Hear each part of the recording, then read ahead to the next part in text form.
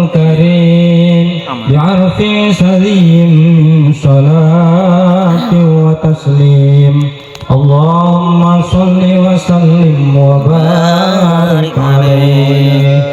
أعوذ بالله من الشيطان الرجيم بسم الله الرحمن الرحيم. ولما بلغ عليه الصلاة والسلام 4 سنين خرجت به أمه إلى المدينة النبوية ثم عادت فوافتها بالأبواء أو بشعب الحجون الوفاة فعملت حاضرة أم أيمن الحبشية التي زوجها بعد من زيد بن حارثة مولاه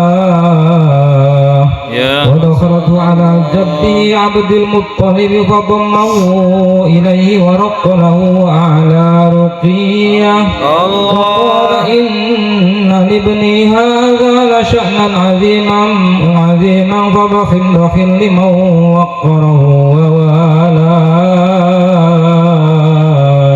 يا رسول الله. Tradisi membaca maulid ini sebenarnya sudah sering kita lakukan, apalagi mbah-mbah kita dulu, bapak-bapak kita dulu, baik mau khitanan maupun acara mau nikahan, peresmian rumah, tasyakuran dan lain sebagainya. Dan ternyata hikmahnya sangat besar. Ini ada kitab kecil tapi isinya luar biasa ini. Namanya kitab An-Ni'batul Kubra 'alal Alam fi Maulidi Sayyidi Waladi Adam, karya seorang ulama besar Ibnu Hajar Al-Haytami Asy-Syafi'i. Saya akan membacakan beberapa keterangan dari para ulama tentang keutamaan membaca maulid Nabi yang hikmahnya sangat besar jika dibaca di tempat-tempat tertentu.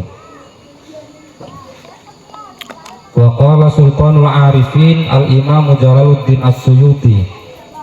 Wa qala lan dawuh sapa Sultanul Arifin rajane wong kang padha ma'rifat. Sinten niku Al-Imam Jalaluddin As-Suyuti, Imam Jalaluddin As-Suyuti. Qaddasallahu sirrah. Nawwara dharihahu fi kitabil musamma bil wasail fi syarhil masyaqi fi syarhis syama'il. Niki keterangan tentang kitab Imam Jalaluddin As-Suyuti, nami kitab Al-Wasail fi Syarhis Syama'il. Kata beliau, kata Imam Jalaluddin As-Suyuti, ma min baitin au masjidin au mahallatin quri'a fihi maulidun nabiy sallallahu alaihi wasallam illa haffatil malaikatu dzalikal baiti awil masjidi awil mahallati wa shallatil malaikatu ala ahli dzalikal makan wa ammahumullahu ta'ala birrahmat wa ridwan. Ma min baitin ora ono saking griya umat au masjidin utawa masjid au mahallatin utawa panggonan nggih kampung lah ngoten mawon quri'a kang den waca fihi ing dalem omah, masjid, tempat-tempat napa mawon napa sing diwaca maulidun Nabi sallallahu alaihi wasallam, kisah tentang Nabi Muhammad sallallahu alaihi wasallam, illa haffatil malaikatu angin bakal ngupengi sopo al malaikatu piro para malaikat zalikal baiti ing mengkono-mengkono umah awil masjid atau masjid awil mahallat atau panggonan wa shallatil malaikatu ala ahli zalikal makan lan ndongaake wa shallat lan ndongaake sapa malaikatu malaikat ala ahli zalikal makan ing atase mengkono-mengkono keluarga panggonan wau sing enten teng omah, masjid atau panggonan. Wa ammahumullahu ta'ala wa ammahum lan meratani ing panggonan wau sapa Allah Gusti Allah birrahmat wa ridwan. barang siapa yang membaca kisah tentang maulid Nabi, maka malaikat-malaikat akan pengiki apa sih cara Indonesia ini? Kulilingi. Mengitari tempat tersebut, yaitu rumah, masjid atau tempat itu. Kemudian malaikat akan mendoakan pada orang yang ada di rumah, di masjid atau tempat lain. Mendoakan untuk apa? Birrahmati waridwan, untuk dapat rahmat dari Allah dan juga dapat keridhaan dari Allah. Maka setiap hajatan apapun sebenarnya, kalau ingin dapat rahmat dan ridho Allah, caranya adalah dengan membaca maulid Nabi atau membaca sholawat. Kalau maulid Nabi membaca kisah tentang Nabi, kelahiran Nabi, akan turun rahmat dari Allah, akan turun kasih sayang. Apalagi acaranya misal resepsi pernikahan, akan menikahkan anak, maka tentunya memintanya pun tentu harus dengan cara-cara baik. Pengen punya anak yang nikahnya jadi sakinah mawaddah warahmah, nanti punya keturunan soleh solihah, maka tentu yang lebih baik adalah dengan dibacakan tentang maulid Nabi ini. Wa ammal mutawwaquna bin nuri, yakni Jibril wa Mikail wa Israfil wa Azrail. Dan malaikat yang tadi dikatakan berkeliling tadi, tawaf mubengi omah, masjid atau tempat niku, yakni sinten niku? Jibril, malaikat Jibril, wa Mikail, malaikat Mikail, wa Israfil, malaikat Israfil, wa Azrail, malaikat Azrail. Sing keri sing rada ngeri. Anak Israil barang. Alaihimussalam. Fa innahum yusalluna ala man kana sababan li qiraati maulidin Nabi sallallahu alaihi wasallam. Mereka semua ini mendoakan kepada orang yang membaca maulid Nabi. Dengan sebab apa kok didoakan? Karena orang tersebut mau membaca kisah-kisah Nabi. Wa qala aidan, Imam Jalaluddin Asyuti juga kemudian menyatakan, ma min muslimin qara'a fi baiti maulidan Nabi sallallahu alaihi wasallam illa rafa'allahu subhanahu wa ta'ala al-qahqa wal waba'a wal harqa wal gharqa. Tidaklah bagi seorang muslim yang membaca di rumahnya, apa yang dibaca? Maulidan Nabi, maulid Nabi, illa rafa'allahu subhanahu wa ta'ala al-qahqa, kecuali Allah akan angkat. Apa yang diangkat? Al-qahqa, kepailan atau peceklik. Orang yang ingin tidak peceklik rumahnya, tidak kekurangan, selalu diberikan kecukupan, maka caranya adalah baca maulid Nabi. Wal waba'a, dan juga akan diangkat penyakit. Wal harqa, dan juga akan dilindungi dari kebakaran. Wal gharqa, dan akan dilindungi dari tenggelam.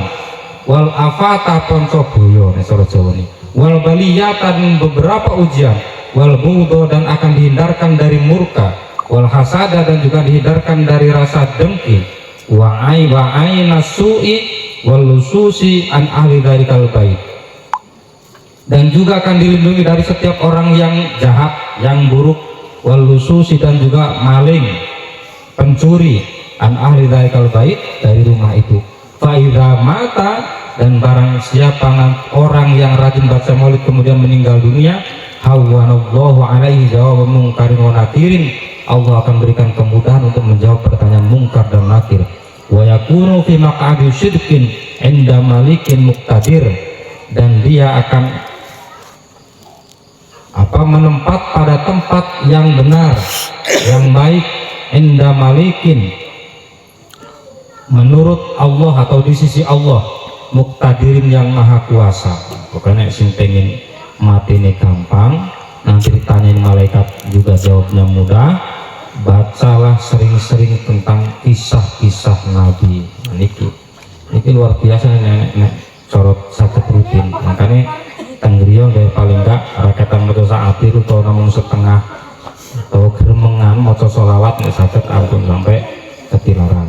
Niki keutamaan membaca maulid Nabi itu apa, saya sampaikan supaya menjadi motivasi bagi kita bahwa berkahnya sangat besar. Apalagi kita punya hajatnya bagus, ingin menyenangkan anak, ingin memuliakan anak, yang mana anak kita mungkin sudah akan meninggalkan masa lajangnya kan, atau sudah menikah ingin punya generasi yang solih dan solihah yang nanti akan membuat cerita orang tuanya. Niki sing sering-sering maca sholawat atau buku-buku sejarah, tumbas buku sejarah Kanjeng Nabi saking lahir umpamine sampai Nabi meninggal dunia, nanti akan ada hikmahnya. Niki langsung lihat yang berjanji. Walamma balagha alaihi salatu wassalam arba'a sinin, dan tatkala usia Nabi Muhammad, nek cara Jawa ini tatkala tumeka napa sing tumeka niki usiane Kanjeng Nabi arba'a sinina, yang usia 4 tahun. Kharajat mongko metu bihi kelawan jeung Nabi sapa sing metu ummuhu ibune Kanjeng Nabi ilal Madinatin Nabawiyah maring Madinah Nabawiyah. Ketika usia Nabi sudah usia 4 tahun, Nabi beserta ibunya pergi menuju kota Madinah. Kalau di kitab ini ada keterangan bahwa yang sering kita dengar itu usia Nabi itu ketika pergi itu macam-macam. Nanti ada kisah tentang wafat bapaknya misalnya. Ada yang menyatakan usia 4 tahun, 5 tahun gitu kan. Ada yang mengatakan usianya 6 tahun. Waqilah khamsan kamaru Abu Nu'aim. Kalau kata Ibu Nu'aim itu usianya 5 tahun bukan 4 tahun. Waqilah sittan diucapkan juga usianya 6 tahun kamaru Ibnu Sa'ad. Kalau Ibnu Sa'ad itu menyatakan bahwa usia Nabi ketika diajak pergi ibunya itu sudah 5 tahun. Ini macam-macam. Nah, kaul yang sering kita dengar yang al-mutamat itu usia Nabi usianya 6 tahun. Karena usia 4 tahun itu kalau kemarin kita baca Nabi lagi ketika dibedah perut atau dadanya, itu usianya pun 5 atau 6 tahun. Ini cara niki, cara napa sarah panjang ini kita kitab napa sarah Imam An-Nawawi. Tuma ada tawafat habil abwa ya bisybil hajunil wafa. Kemudian napa ibunya itu kembali meninggal dunia bil abwa, di tanah Abwa, au bisybil hajunil wafa, atau di daerah yang namanya Hajun. Fahamalatul hadilatu Ummu Aiman al-Habasyiyah. Kemudian setelah ibunya meninggal, Nabi Muhammad digendong. Bahasanya digendong itu ya dibawalah, dirawat oleh siapa? Oleh Ummu Aiman al-Habasyiyah. Ummu Aiman ini orang yang nanti oleh Nabi dinikahkan dengan Zaid bin Harithah. Allati zawaja ba'du min Zaid bin Harithah maula. Beliau ini nanti oleh Nabi dinikahkan dengan Zaid bin Harithah setelah Ummu Aiman ini dimerdekakan. Tadinya budak nih. Wa dakhalatu ala jaddi Abdul Muttalib fa dhammahu ilaihi wa raqalahu ala ruqiyah. Setelah ibunya meninggal ini oleh Ummu Aiman Nabi diserahkan kembali kepada siapa? Abdul Muttalib, kakeknya Nabi. Nah, itu diserahkan ke kakeknya. Wa qala inna libni hadzal sya'nan aziman, kata kakeknya Nabi, kata Abdul Muttalib, libni ini anakku, hadzal sya'nan aziman adalah orang yang punya perilaku yang sangat agung. Fabahin limau waqarahu wa wala, maka sangat beruntung orang yang memuliakan Nabi, orang yang mengagungkan Nabi dan memuliakannya. Artinya orang yang mengurus Nabi ini orang yang beruntung. Kenapa? Dia telah merawat orang yang punya akhlak mulia, orang yang punya derajat agung, dan juga sangat pokoknya mulia banget lah. Walam tasku fi sibahu ju'an wala atosan qaddu nafsul abiyah. Yang mana kata kakeknya Nabi ini, kata Abdul Muttalib, anak ini tidak pernah sambat itu mengeluh sama sekali. Walam tasku fi sibahu ju'an. Anak ini sejak kecil tidak pernah mengeluh mengatakan saya lapar. Wala atosan saya ini haus, gak pernah Nabi itu. Kok ngeluh, aku ngelih, aku pengen madang, saya kelaparan, saya haus, tidak pernah. Walatosan qattu nafsuhul abiyah, tidak pernah sama sekali Kanjeng Nabi niku. Padahal katanya Nabi itu hidup di keluarga yang sederhana katanya, tapi gak pernah ngeluh. Dan ini tentunya harus kita contoh ya. Oh Nabi ora pernah ngeluh, umat sopo nek nyentuh Kanjeng Nabi kok seneng ngeluh kan ngoten. Harusnya kita yang nggak seneng ngeluh juga, tapi ya seneng ngeluh kadang-kadang yang ngalamin yang ngeluh juga sih. Para payu-payu kadang yang ngeluh kok kancane wis rapi mahal sing ping 5 rapi ini bola-bali. Aku ora payu-payu nggih.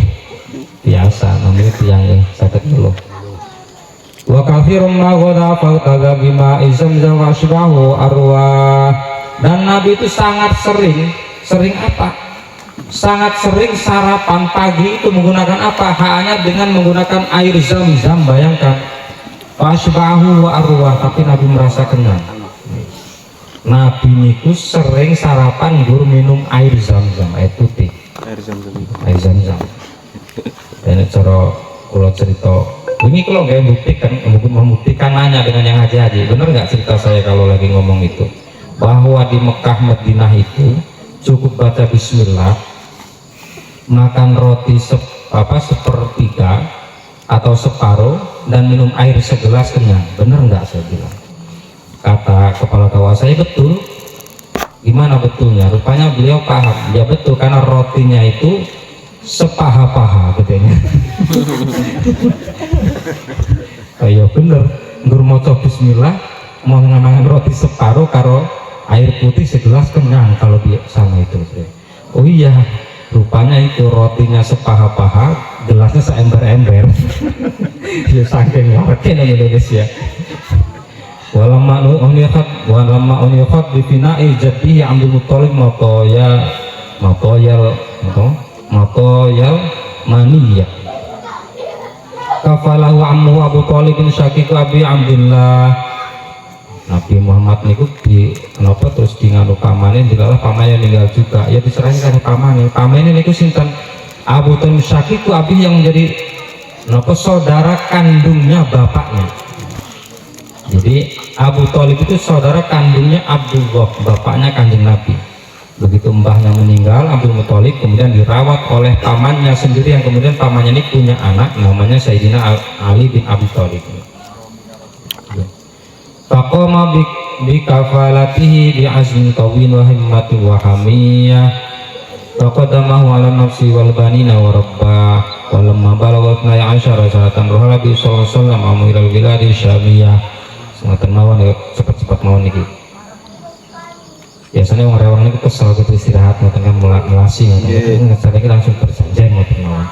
Setelah usia Nabi usianya sudah 12 tahun, kemudian Nabi diajak rihlah, kalau kita jalan-jalan, tapi jalan-jalannya ya mungkin sambil dagang ikut pamannya. Rohala bi sallallahu sopo amu pamannya ngajak Nabi jalan-jalan kemana? Ilal biladi syamiyah, ke negara Syam namanya.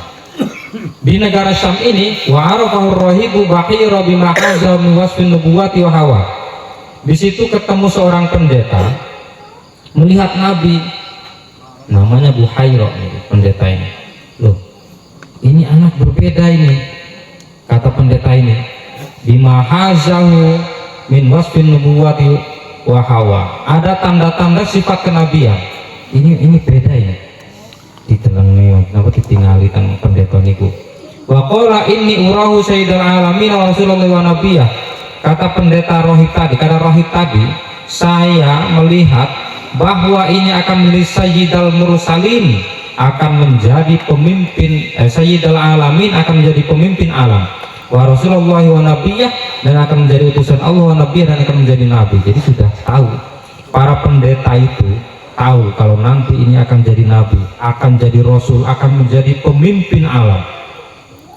Ini pasti. Kenapa? Apa yang membuat pendeta ini bisa tahu? Qad sajada lahu syajar wal hajar wal yasjudan ila nabiyyin Allah. Karena pendeta melihat telah bersujud pohon wal hajar dan juga batu wal yasjudan ila nabiyyin Allah, karena tidak akan pernah terjadi ada dua makhluk namanya pohon dan batu sujud kecuali dia akan sujud kepada para nabi.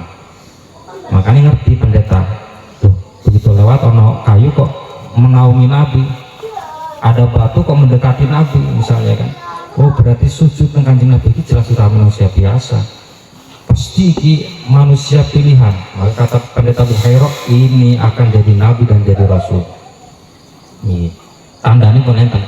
Wa inna lanajidu na'tahu fil kutubil qadimati samawiyah dan kami, kata si pendeta tadi, telah menemukan sifat-sifat kenabian ini fil kutubil qadimati samawiyah, pada kitab-kitab yang terdahulu as-samawiyah, yang bangsa samawi, bangsa langit, agama yang diturunkan dari Allah lah ngoten mawon.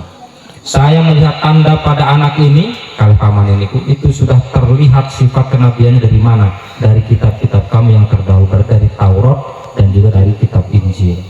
Penenten niku. Wa baina katifai khatamun nubuwat qad amaun nuru ala. Dan saya melihat ada tanda kenabian di mana?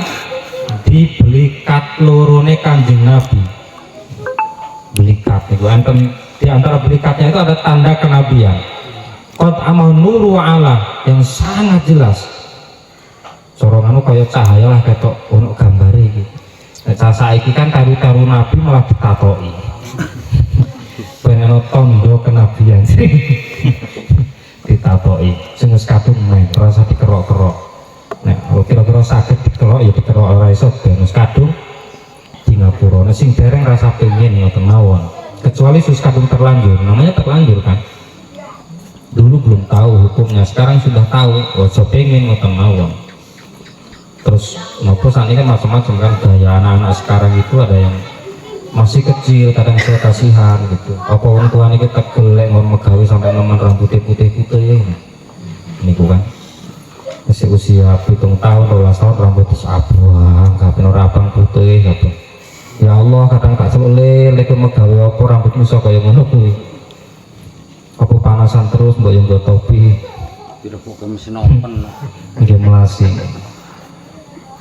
Oh hobi pak, ya alasannya walaupun tampilannya preman tapi hatinya beriman pak, ya wis apa-apa. Aduh angel. Jangan serangi tau loh, daripada tampilannya kalau murah iman, gue langsung sepeda lah, paling ya tenanan. Saya tampilannya preman pak tapi hatinya beriman. Amin. Ya rapopo tak nggak kayak gitu. Karena kita tidak pernah tahu nanti akan jadi apa anak itu ke belakang. Yang penting perasaannya api itu nggak ada api ngoten mawon. Karena setiap doa baik itu akan kembali baik juga pada kita. Tapi setiap celaan keburuk pada orang lain juga akan buruk juga kepada kita. Artinya jangan pernah mendoakan keburukan kepada orang lain. Sekuat tenaga, sejengkel apapun kita kepada orang, doakan yang baik-baik. Nanti doa baik itu pun akan kembali kepada kita. Tapi kalau kita benci pada orang kemudian lupa mendoakan keburukan, khawatirnya doa itu tidak sampai justru kembali kepada kita, malah juga kayak awal diri berarti. Karena pendeta ini melihat ada tanda yang aneh gitu, ada tanda kenabian sebagaimana dilakukan kitab-kitab terdahulu. Wa amara ammahu bi rabbihi ila Makkah khaufan alaihi min ahli dinil Yahudiyah. Maka kemudian pendeta memerintahkan pamannya untuk mengembalikan Nabi ke Mekah. Sudah bawa pulang saja itu. Anak kecil itu bawa pulang. Takut karena di sini ada orang-orang Yahudi. Karena orang Yahudi kalau tahu, ya ngeri, bisa dibunuh juga. Faraja'abi walam yujawiz minasyamil muqaddasi Busra. Atas saran pendeta ini, maka Nabi dibawa pulang, tapi jalannya berbeda. Bukan jalan yang kemarin berangkat, dibawa ke jalan yang lain. Minasyamil muqaddasi Busra, negara Syam yang suci al-Busra, daerah di daerah Syam, namanya ada daerah Basra yang terkenal. Muqaddasi Busra ini sejarah Nabi pun ketinggal tanda-tanda kenabiannya sejak usia 12 tahun yang membongkar siapa? Ya para pendeta. Maka sekarang jangan heran kalau ada pendeta yang alim, biasanya alim sejarah, alim kitab, bisa bahasa Ibrani, itu mayoritas mereka justru malah masuk Islam. Kenapa? Karena di kitab mereka ini ada penjelasan tentang akan datang Nabi akhir zaman yang namanya Mimba Bismuhu Ahmad, yang namanya adalah Ahmad ya. Ahmad itu nama lain dari Muhammad. Karena torotong kitab Dalailul Khairat niku nama Nabi itu ada 201 nama. Dalail itu watah ya, Muhammad, Ahmad, Hamid, Mahmud, Syaibul Mujizat, Abul Qasim ya. Niku nama Nabi Muhammad banyak. Nek pengen ngetos nama-nama Nabi yaitu buka kitab Dalailul Khairat niku enten. Susunannya persis kata susunan Asmaul Husna, ting mriki Asmaul Husna, yang samping ini pun susunan tentang nama-nama Kanjeng Nabi Muhammad. Dan itu nama-nama itu boleh kita pilih untuk anak-anak kita.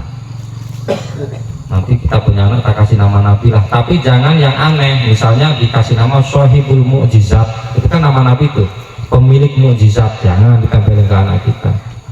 Masa anak itu didadekkan Nabi, berarti kasih nama yang Muhammad Ahmad. Makanya orang itu kalau pengen berkah saking agungnya Kanjeng Nabi, kalau punya anak laki-laki itu kasih nama Nabi, dipilih mawon. Ambil anak telu lanang kabeh, sing loro aku tambah jeneng sing liyane lah, jeneng artis monggo, tapi satu jangan dilewatkan. Usahakan pakai nama Nabi, milih yang mana, Hamid, Ahmad, Mahmud, Muhammad. Nanti lanjutannya ditambah, silahkan. Kalau tadi Yasir Hadi Broto ditambah Ahmad di depannya, masih pakai nama Nabi. Promosi. Nggih. Jenengan nggih ngoten untuk. Niku fadilahnya besar loh, coba jenengan. Apa yang pertama, fadilah mengikuti Kanjeng Nabi niku. Oh kudu niku nek saged dikasih salah satunya pakai nama Nabi, jangan pakai nama artis semua. Milih pokoknya salah siji anak sing dijenengi apa nama tafaulan ngambil barokah namanya Kanjeng Nabi. Oh niki langsung ke mahal kiam tapi malu ya julus mawon lah. Sallallahu ala Muhammad sallallahu alaihi wasallam. Sallallahu ala Muhammad sallallahu alaihi wasallam. Marhaban ya nurul aini, marhaban jadal husaini, marhaban